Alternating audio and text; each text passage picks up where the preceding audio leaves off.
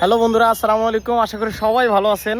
তো আজকে খুবই ইন্টারেস্টিং একটা বিষয় হলো যে মিরাজ ভাইয়ের কিছু ভক্ত আছে, তো ছোট ভাই ব্রাদার এরা আসছে মিরাজের লগে ছবি উঠানোর লাগে।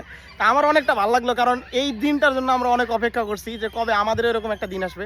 সবসময় তো সেলিব্রিটিদের এরকম একটা দেখতাম, সেলিব্রেট দেখতাম, তো এটা দেখে আমাদের অনেক আফসোস লাগতো। তো মিরাজের আশাটা আর কি পূরণ হয়েছে। তো এই ছোট ভাইয়ের লাগে একটু কথা কমু। এই যে ছোট ভাই, তোমরা যে আইসো মিরাজের লগে দেখা করার লাগে, আসলে মিরাজের কোন ভিডিওটা তোমরা দেখছো যে এই ভিডিওটা দেখে আর তোমরা ভক্ত হয়ে গেছো? দীপুর ভিডিওটা সবচেয়ে বেশি ভালো লাগছে। দীপুর ভিডিও না? দীপু আমাদের লগে যে ভিডিও বানাইছিল সেই ভিডিও? আচ্ছা ঠিক আছে। তো মিরাজের আরো ভিডিও দেখো তোমরা, না এইটাই শুধু দেখছো?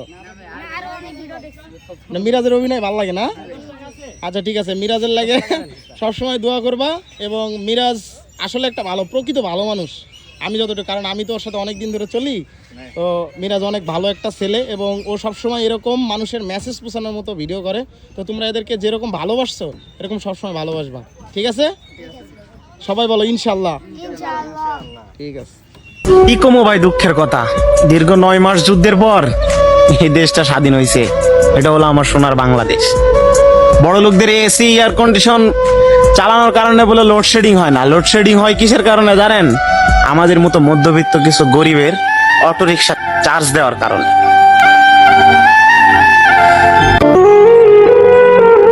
এই যে সোনার বাংলাদেশ।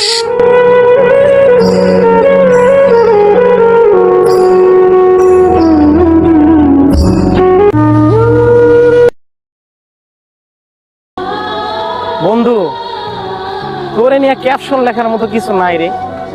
তুই আমার রক্তের না হইলো তুই আমার একজন কলিজার ভাই রে।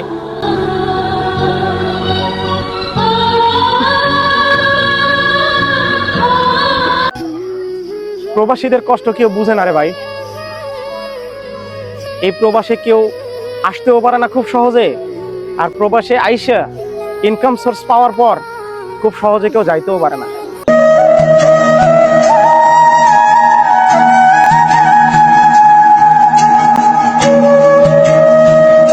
তোমারে পাবো না জেনেও এত ভালোবাসি, আর যদি পাইতাম তোমারে, বিশ্বাস করো অন্ধ দেখতো আমার মুখের হাসি।